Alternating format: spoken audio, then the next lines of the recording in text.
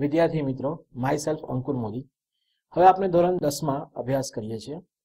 તો આપણે ગણિતના આપણા અભ્યાસનું પહેલું પ્રકરણ છે યુક્લિડની ભાગવિધિ અને વાસ્તવિક સંખ્યાઓ એની વાત કરીએ.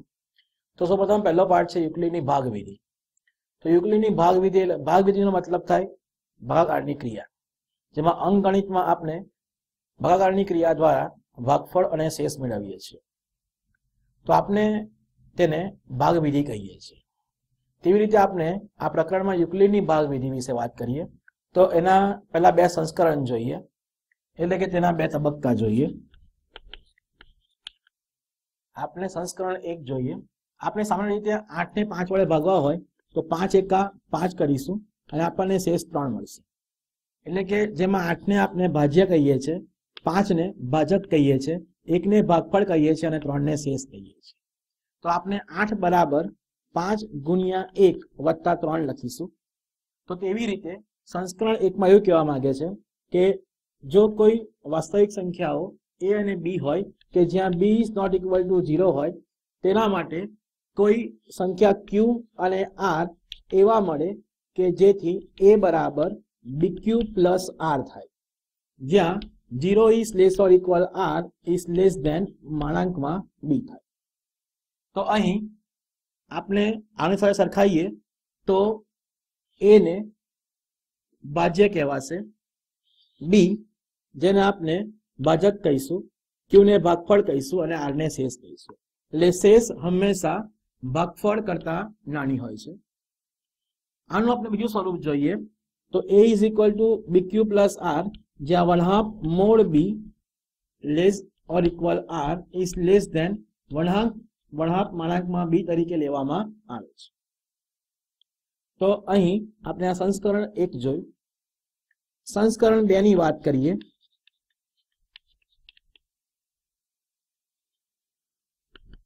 સંસ્કરણ 2 માં પણ અહીં આપણે a is equal to bq plus r નો ઉપયોગ કરીશું, પણ અહીં આપણે b ની મર્યાદા છે જેમાં 0 is less or equal r is less than b ગણીશું. હવે આપણે આ સંસ્કરણ 1 અને સંસ્કરણ 2 પર આધારિત કેટલાક તારણો જોઈએ. પહેલું તારણ જોઈએ કે કોઈ પૂર્ણાંક a માટે, એટલે a belongs to n લઈએ આપણે. વિદ્યાર્થી મિત્રો, આપણે જાણીએ છીએ કે n ને આપણે પ્રાકૃતિક સંખ્યા ગણ કહીએ છીએ, z ને આપણે પૂર્ણાંક સંખ્યા ગણ કહીએ છીએ, q ને આપણે સમય સંખ્યા ગણ કહીએ છીએ અને r ને આપણે વાસ્તવિક સંખ્યા ગણ કહીએ છીએ. તો અહીં કોઈ પણ પૂર્ણાંક a માટે અને આપણે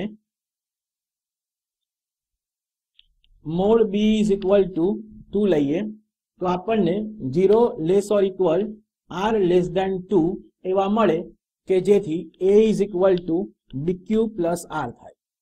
અહીં 0 is less or equal r is less than 2, એટલે કે r ની વેલ્યુ 0 સહિત 0 અને 2 ની વચ્ચે છે, એટલે કે r ની વેલ્યુ એ 0 અથવા r બરાબર 1 હોઈ શકે. r is equal to 0 અને r is equal to 1 ને આપણે આ સમીકરણમાં મૂકતા આપણને a is equal to 2q plus 0 અથવા a is equal to 2q plus 1 મળશે. તો અહીં a બરાબર 2q. હવે આપણે એવું જોઈએ કે a બરાબર 2q છે, જ્યાં q એ કોઈ પૂર્ણાંક છે અને તેની આગળ 2 છે, એટલે કે તે બેકી સંખ્યા છે. બેકી સંખ્યાને આપણે યુગ્મ પૂર્ણાંક કહીએ છીએ.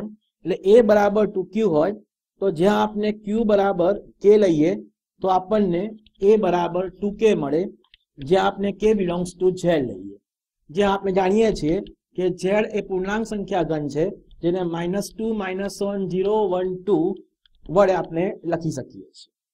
તો અહીં આગળ 2 હોવાથી કોઈ પણ યુગ્મ પૂર્ણાંકને આપણે a is equal to 2k સ્વરૂપે લખી શકીએ છીએ. બીજું જોઈએ તો અહીં a બરાબર 2q plus 1 માં આપણે q બરાબર k લેતા આપણને a બરાબર 2k plus 1 મળશે, જ્યાં k belongs to z લઈએ તો આપણે 2k plus 1, જો 2k યુગ્મ પૂર્ણાંક હોય તો તેમાં 1 ઉમેરીએ તો તે અયુગ્મ થઈ જાય. આથી કોઈ પણ આપણે અયુગ્મ પૂર્ણાંકને 2k plus 1 સ્વરૂપે રજૂ કરી શકીએ છીએ. તો આ રીતે આપણે તેનું પહેલું તારણ જોયું. બીજું તારણ જોઈએ તો કોઈ પણ પૂર્ણાંક a માટે આપણે mod b is equal to 3 લઈએ તો આપણે 0 is less or equal r is less than 3 એવા મળે કે જેથી a is equal to bq plus r થાય. તો અહીં આપણને r 0 is less or equal r is less than 3 છે, એટલે કે r જે શેષ કહેવામાં આવે છે તેની કિંમત 0 સહિત 0 અને 3 ની વચ્ચે છે, તેથી r બરાબર 0 અથવા r બરાબર 1 અથવા r બરાબર 2 લઈ શકાય. તો આપણને આ સમીકરણ ઉપરથી સ્વરૂપ મળશે કે a is equal two 3q plus 0, a is equal two 3q plus 1 અને a is equal two 3q plus 2 મળશે. હવે આપણે q is equal two k લેતા આપણને a બરાબર 3k મળશે, a બરાબર 3k પ્લસ 1 મળશે અને a બરાબર 3k પ્લસ 2 મળશે, જ્યાં k બિલોંગ્સ ટુ z. વિદ્યાર્થી મિત્રો, z એ પૂર્ણાંક સંખ્યા ગણ છે.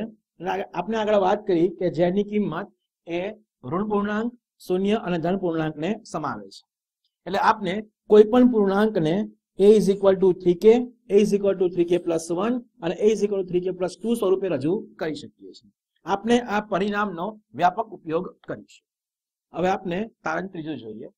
આપણે કોઈ પણ અયુગ્મ પૂર્ણાંક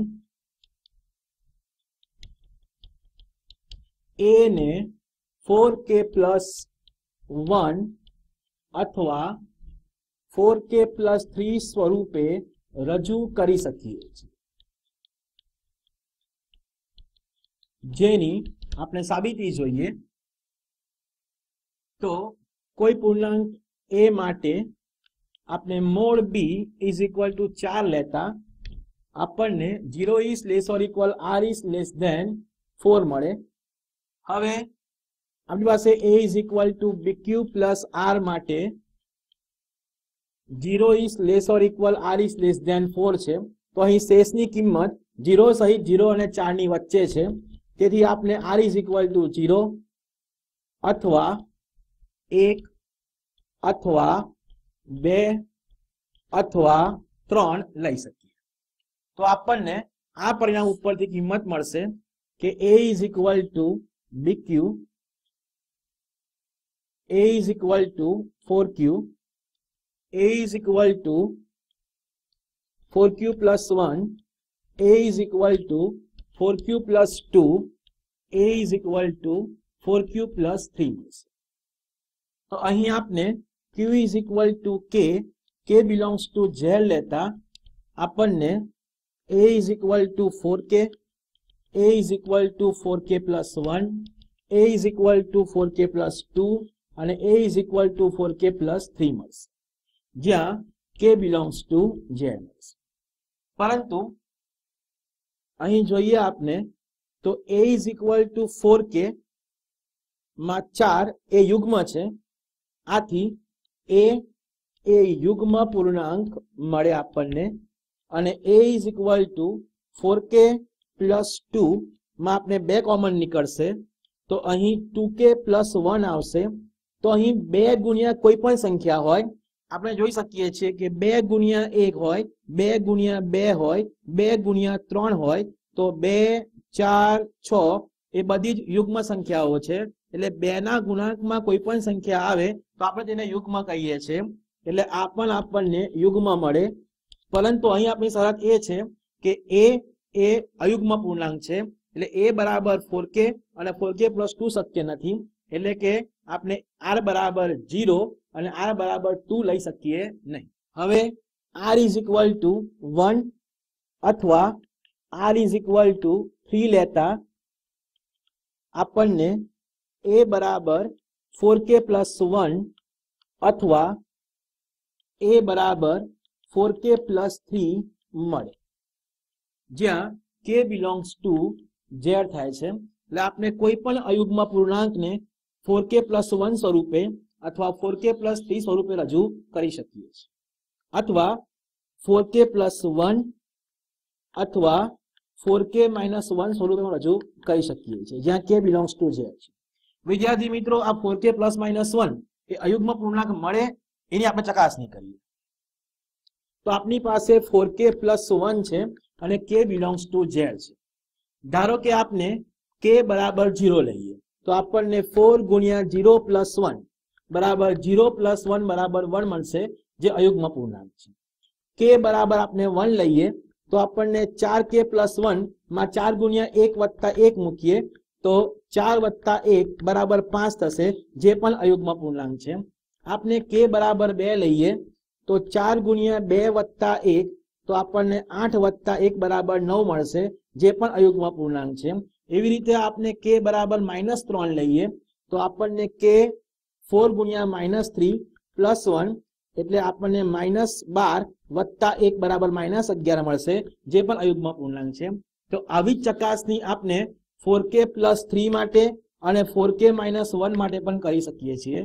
આપણે 4k + 3 લઈએ જ્યાં k બિલોંગ્સ ટુ z, તો k = 0 લેતા આપણને 4 × 0 + 3 એટલે 0 + 3 બરાબર 3 મળશે, જે અયુગ્મ પૂર્ણાંક છે. k બરાબર -1 લઈએ તો આપણને 4 × -1 + 3 એટલે -4 + 3 એટલે કે -1 મળશે, જે પણ અયુગ્મ પૂર્ણાંક છે. એવી રીતે આપણે 4k - 1 ની ચકાસણી કરીએ તો k બિલોંગ્સ ટુ z માટે તો k = 0 લેતા આપણને 4 × 0 - 1 4 × 0 થાય 0 - 1 બરાબર -1 મળશે, જે અયુગ્મ પૂર્ણાંક છે. k = આપણે 2 લઈએ તો 4 × 2 - 1 એટલે 8 - 1 બરાબર 7 મળે, જે અયુગ્મ પૂર્ણાંક છે. એવી રીતે આપણે k = -3 લઈએ તો આપણને 4 × -3 - 1 એટલે -12 - 1 એટલે -13 મળે, જે પણ અયુગ્મ પૂર્ણાંક છે. એટલે વિદ્યાર્થી મિત્રો, આપણે આ ઉપરથી કહી શકીએ છીએ કે 4k + 1 કે 4k - 1 અથવા 4k + 3 નો ઉપયોગ અયુગ્મ પૂર્ણાંક માટે થાય છે. આપણે ગણતરીમાં 4k + -1 નો ઉપયોગ કરીશું.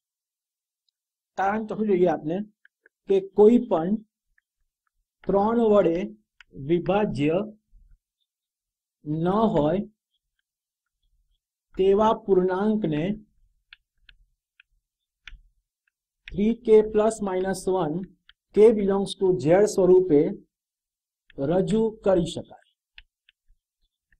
તો આપણે તેને સાબિત કરીએ.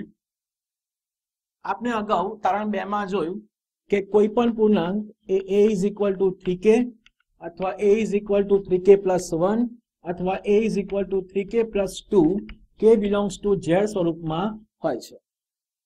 હવે અહીં a બરાબર 3k લેતા હવે 3 × k છે, એટલે 3 જોડે કોઈ પણ પૂર્ણાંક સંખ્યા હોય તો એ 3 વડે વિભાજ્ય કહેવાય. એટલે જે 3 વડે વિભાજ્ય છે, જ્યારે આપણે અહીં વાત કરવી છે 3 વડે વિભાજ્ય ના હોય તેવી સંખ્યાની, એટલે આપણે a = 3k ગણતરીમાં લઈશું નહીં. હવે a = 3k + 1 k belongs to z તો સ્પષ્ટ છે.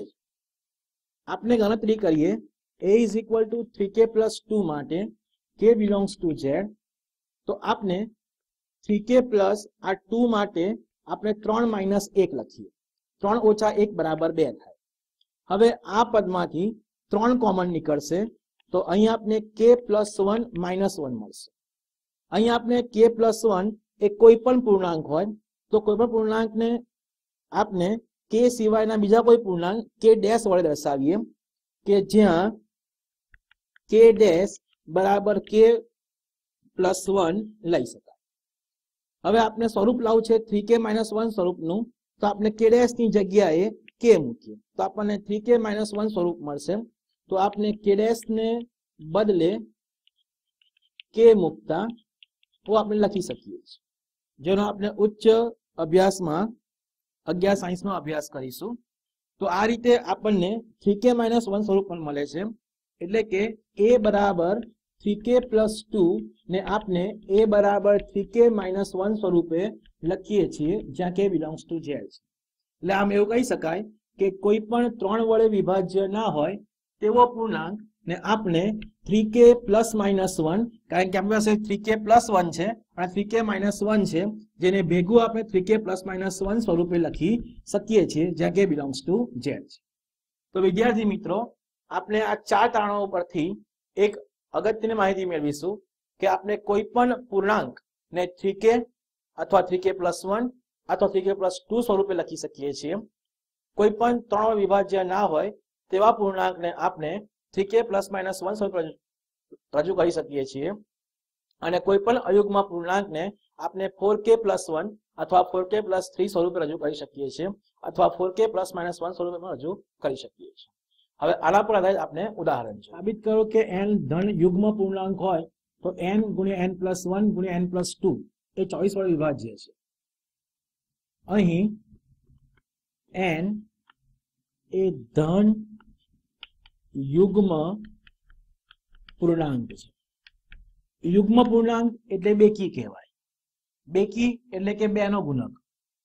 તેથી આપણે n બરાબર 2 ગુણ્યા કોઈ પણ સંખ્યા માટે કોમન આપણે m લઈશું, જ્યાં આપણે m બિલોંગ્સ ટુ n લઈશું, કારણ કે m એ ધન પૂર્ણાંક છે અને 2 નો ગુણક હોય એટલે m ની સંખ્યા આપણે 1 2 3 4 5 6 લઈએ તો આપણે 2 4 6 8 10 એવી રીતે આપણને યુગ્મ પૂર્ણાંક મળતા જાય.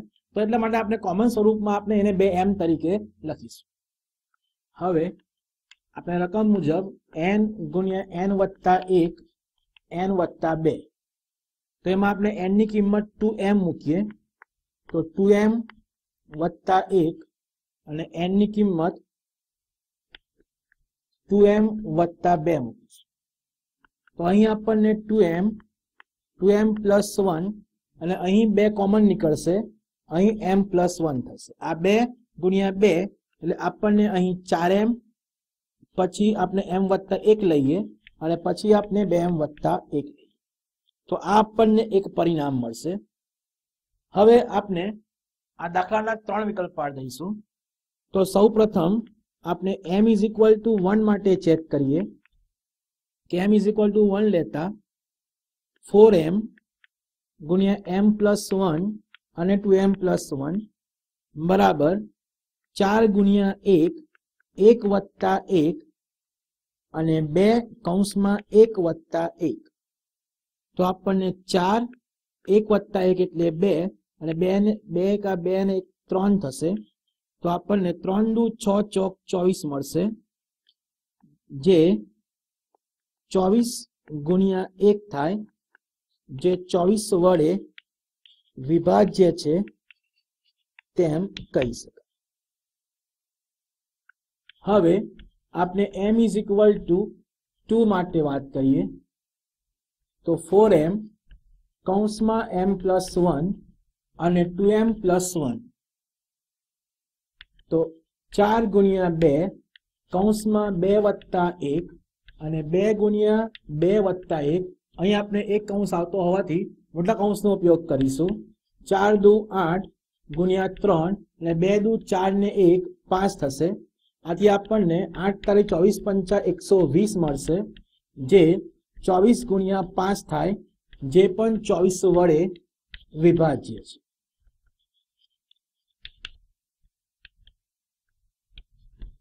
હવે આપણે m ગ્રેટર ઓર ઇક્વલ 3 માટે વાત કરીએ તો અહીં આપણી પાસે 4m કૌંસમાં m પ્લસ 1 ગુણ્યા 2m પ્લસ 1 માં m અને m પ્લસ 1 નો ગુણાકાર છે. હવે તે બંને ક્રમિક છે, તેથી બેમાંથી એક યુગ્મ પૂર્ણાંક હોઈ શકે. તેથી m ગુણ્યા m પ્લસ 1 ગુણ્યા 2m પ્લસ 1 એ 2 વડે વિભાજ્ય છે તેમ કહી શકાય. અહીંયા પરિણામ નંબર 1 લખીએ, કારણ કે યુગ્મ હોવાથી તે 2 વડે વિભાજ્ય હોય તેમ કહી શકાય. હવે m > 3 માટે એવો પૂર્ણાંક k belongs to z મળે કે જેથી m = 3k અથવા m = 3k + 1 અથવા m = 3k + 2 થાય, કારણ કે આપણે કોઈ પણ પૂર્ણાંકને 3k અથવા 3k + 1 અથવા 3k + 2 સ્વરૂપે લખી શકીએ છીએ. તો પહેલા આપણે m = 3k લેતા m × m + 1 × 2m + 1 લઈએ તો 3k × 3k + 1 × 2 × 3k + 1 આવશે. તો અહીં 3k 3k + 1 અને 6k + 1 થશે. તો આપણે અહીં 3 કૌંસમાં k × 3k + 1 6k + 1 લખીએ તો અહીં આગળ 3 હોવાથી જે 3 વડે વિભાજ્ય છે તેમ કહી શકાય.